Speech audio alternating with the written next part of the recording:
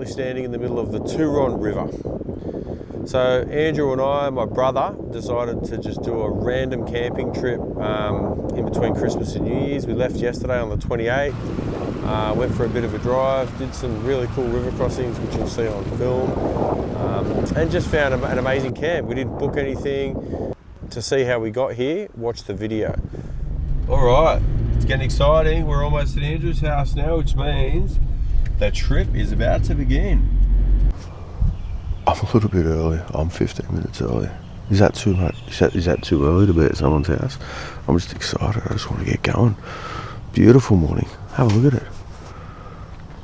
Clear as. Look at that sunrise. Look at that.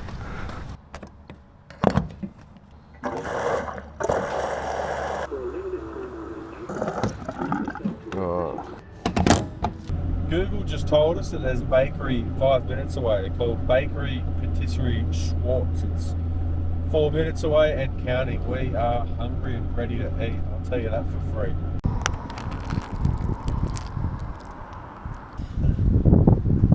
Wow. Oh, good. Good sausage roll.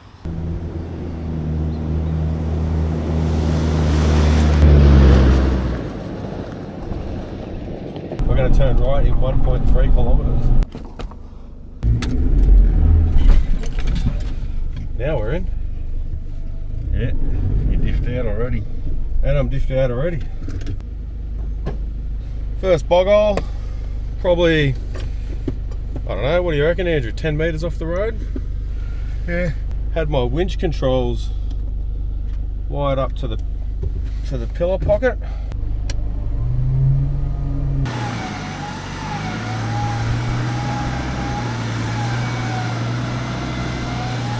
Winched a little bit. All I needed was to get those pumpkins free, and now I'm all good to go. So I'm not going to pack the winch up in case we need to winch through this bog hole. Oh, there's like a tiny one down there, but this is the start to the Pinnacle Fire Trail. Looks to be a very fun adventure. Can't wait to get into it. Are you going to get past that tree stump? Yeah. Mildly confident.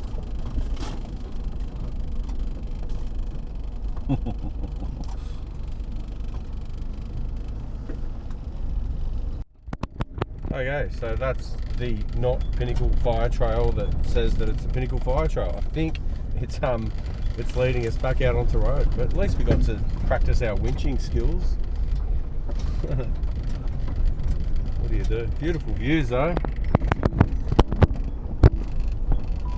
Lovely views of these state forests. We're actually back on the tarmac now. Got to find a way to just try to get across to Dark Corner Mountain. The place where we turned in is where Google said to turn in, but it's a driveway, so I assumed that the little trail running beside parallel with the driveway would have actually been the fire trail I was talking about, but I guess it wasn't, so here we go again. Alright, so we've arrived at the start of a trail, and it must be, don't know whether it's good or not, but the fact that there's a sign there to suggest full drive access only. Yeah, means we're probably going to be winching because, you know, we winch over everything. So we've decided to turn right, suss out what's down there at the start of the drive, because we've come in midway due to lock gates and private property, and then we might have to just do some backtracking to go do the rest of the drive. So here we go. We are back near the full drive sign that we just spoke about. Just went down to Turon Gates, but Turon Gates booking required. I didn't ask if there was any availabilities. It looked like there was a lot of space. It's a fair bit longer drive to go in the direction that we're going, but I don't know, like I think there might be some free campsites possibly. Don't really know, but again, that's what this drive's about, more adventuring and trying to sort of get off the beaten track. Yeah, wow. This is amazing. This is what we're chasing. So yeah, this will be us. Little river crossing here. Nothing too spectacular.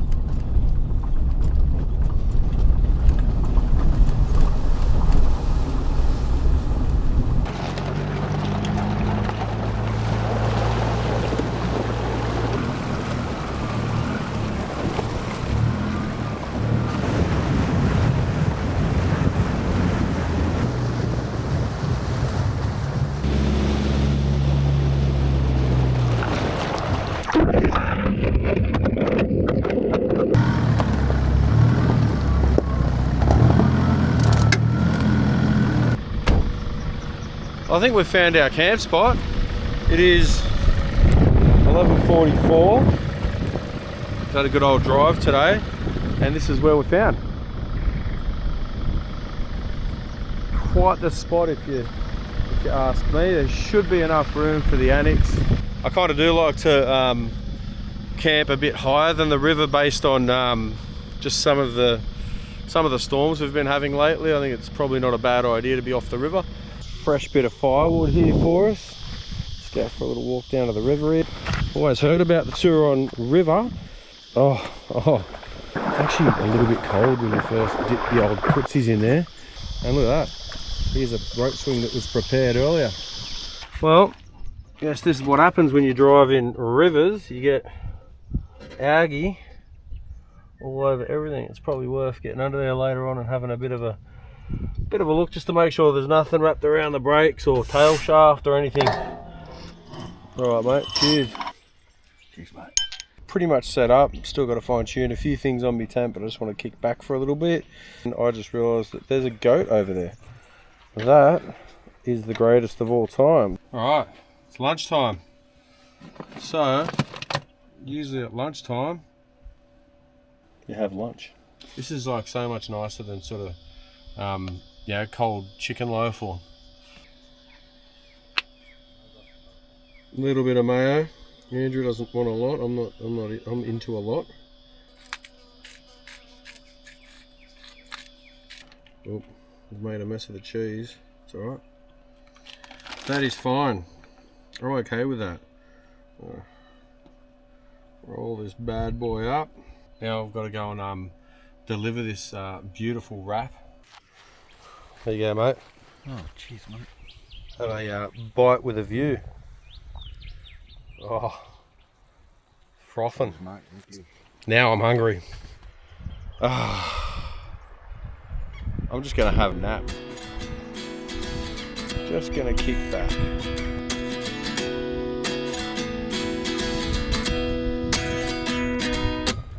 At 29 and I find myself wondering what did happen to the last 10. I ran away with my life, fast forward, never turn back again. It's kind of funny that the more we pass time, the more we need to set the rewind. And 19 was the year I had to leave you, but now I'm seeing all the signs. Is this really happening? I can't believe it's true. I'm just as surprised as you. Is this really happening?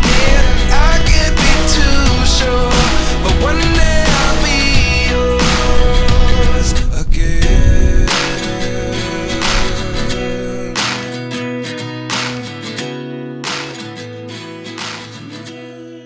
Time for dinner. For dinner, I'm looking at doing some reverse seared steaks. It's the 28th of December, so it's just in between Christmas and New Year's. Hadn't had a few days off. Went to Coles, picked these up. They've got a reasonable amount of marble in them. When you're doing a reverse sear, it's good to have a thickish cut steak, and you also want a little bit of marble, a bit of fat in there to render. So the process is with a reverse seared steak, you basically want to have it on indirect heat, and you want to cook it till about 125 degrees Fahrenheit. I don't know what that is in Celsius, but you might have to just put it up on the screen somewhere here for the people that are actually in Australia. Low and slow barbecue is an American style of cooking, so I sort of got used to just using Fahrenheit like the Americans do. So yeah, just basically wraps, barbecue sauce, mayo if my brother wants. It's just me and him. Salt and black pepper, which I've put some chili powder in as well, so I'm just going to season the steaks up quite well with that. And I've also got a beer because it's Christmas, so Merry Christmas. Today I'm going to use this. So this is actually the Braai Camp Braai. Really love it. Took me a while to learn how to use this thing properly. Actually, it took me a good couple of cooks. Now I'm sort of getting used to it. You can actually, it's got a basket, which you'll see in a minute. You put the meat in the basket, you actually hang it in front of the fire and let that like slowly come up to your 125 degree Fahrenheit temperature. Then once you get it to that, you take it off the fire, give it a little bit of a rest, and then you shove it on and just burn the outside of it for about 90 seconds aside. I shouldn't say burn, crisp. You crisp the outside of it for about 90 seconds or side, or to your liking. So the idea is we're going to season these really well. Alright, so we've got the camp rice. Basically comes like this, and then all you got to do is you put your steaks in, and in the steaks go. Put them like this, purely because I want them at the top, because this wind blows up every now and then and sort of prevents the fire from being hot enough to get me to the temperature required. So there's actually 3 levels depending on the thickness of what you've got. I feel like I might even be able to go for the bottom. It might squash them a little bit. I'm going to go for the bottom. I'm going to go full send. So it's got a little catch here, and it sort of acts like a spring, I guess. You slide that up, and so this thing is amazing. I've cooked chicken wings, I've cooked lamb cutlets. It's great because you're only turning one item. It's a bit hard to get used to for a number of reasons, one of them which is the fact that just like on a fire, there's just different sort of areas of heat and things like that, so you've really got to be dialed down with that. All right, so now we're going to head down to the fire. All right, so we've got our frame, we've moved it down, put a block of wood in the back of it to stop it from tilting forward. You're supposed to peg it. I don't know where the peg went, I couldn't be bothered using one. You just find what you got laying around, and that usually works. You want a fire with more coals than flame, and if you can hold your hand there, if you can't hold your hand there for 5 seconds, it should start to cook. So I'm gonna hang these steaks just like this, probably about there. So we'll let them go and we'll come back and check on them shortly with the probe. Yeah, we got over 120 there, fire, and over that there. So we're a little bit hotter. It's okay. So we're going to go down and we're going to move the frame onto the actual fire. So we've got the gloves on for this bad boy. We've got the steaks here. Now we're just going to put them in and give them a quick sear. So really get them burning. Right. Been sizzling for a little bit. We'll give it a flip. We can always flip it again. We just want to see what it looks like. Yeah, so it's getting crispy. I'll go this side for a bit. There we have it. Crispy steaks.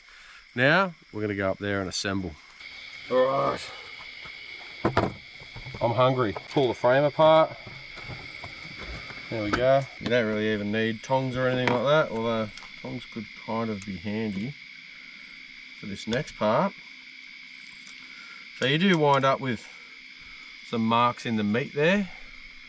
Not real concerned about that because I'm just hungry and I'm really ready to eat. What about you, Andrew? You ready to eat, mate? Yep. You ready to check this steak out? See if I've nailed it. See if Yeah. I've butchered it. Because you are the butcher. All right.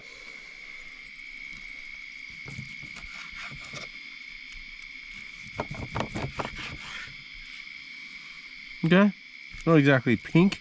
It's probably a little bit overdone, but again, that's camp cooking, eh? You just have a bit of a crack. All right, it's not a real good looking wrap, but oh wow, beautiful. Nope, that's it. I'm going to sit around the campfire and have another beer and finish my wrap. So it's breakfast time. I have already started cutting up, but I've got a loaf of uncut bread as I like to do.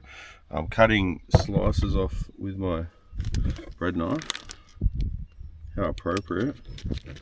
Instead of going driving, we just really like this spot and we're both just up for a bit of relaxing, so we're gonna just stay here for a whole nother day and a whole nother night. Like, dead set, why wouldn't you? It's bacon. I like the small pieces of bacon. I hate the bit, the long stringy bit with all the fat on it and that. It's just like annoying. And this is just like perfect for the little pan that I'm rocking. Instant sizzle. I know this is metal, I know this is non-stick, but I'm going to be very careful. I got this egg flipper for Father's Day. It's very flexible and extremely thin. Not perfect for the heavy sort of meals that you might cook, like Andrew used it to cook a stroganoff and it wasn't brilliant for that. but I really like it when you're flipping eggs. Cooking with Geoff, mate. No done in a nut today. We might get it done in a nut later on. I know. I can't do the one-handed crack. Sorry, guys. I'm letting the team down over here. Got to hit it with a bunch of this stuff. Pretty much everything in my life gets hit with a bunch of this stuff.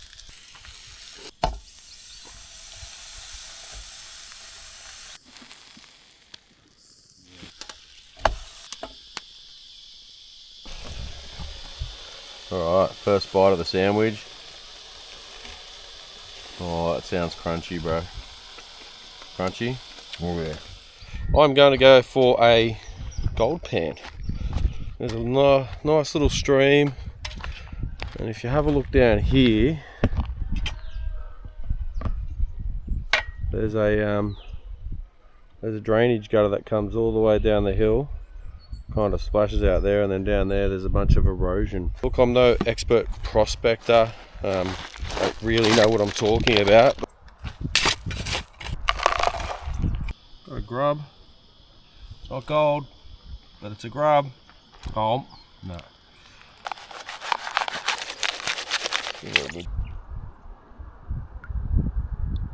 Can you see any gold in there? Worst thing is if I like put this on YouTube and then someone's like, hey, there was a gold nugget in there. No glints, no shines, no nothing except for a good time. I'm going to turn this off. I sent my wife a message on this so that she knows that we're okay. So it's time for a snack. Sun's come out. We've got some sliced pork belly. It's something I've never tried before. Quick cook belly slices. So I'm just going to douse it in a bit of this. Throw it on a bit of that. And then we're going to drink beer and eat pork belly slices by the river. Almost ready to eat. Got us some pork belly bites. Let's try one, shall we? Oh wow, that's good. It's raining as usual when we go camping, eh, Andrew? Someone's having a yak on the radio. Some locals, I think. We just got it on scan, just sussing out the area. Hopefully the fire doesn't go out. So not much else happened on the rest of day 2 on the Turon River camp. We decided to pack most of the camp up so we could get an early start the next day and go and explore the Bridal Track on the way home. So we had to get home for a New Year's party. It was actually the 30th when we were leaving, and I had a few preparations to do. Alright, so that is the track complete. We just drove through a last couple of river crossings. We're going to unlock the hubs because we're, as you can see, hitting the road here. It's not... it's a dirt road, but yeah, there's no point being in four-wheel drive. From what I understand, it's just two-wheel drive all the way through to Safala, and then we might get some images from the Bridal Track if we do it. Hoping to get some fuel at either Safala or Hill End. I don't know whether we're going to be good on that one, but so we'll see how we go. Otherwise, thanks for watching. Beautiful lunch stop. Bridal Track's good. See you later.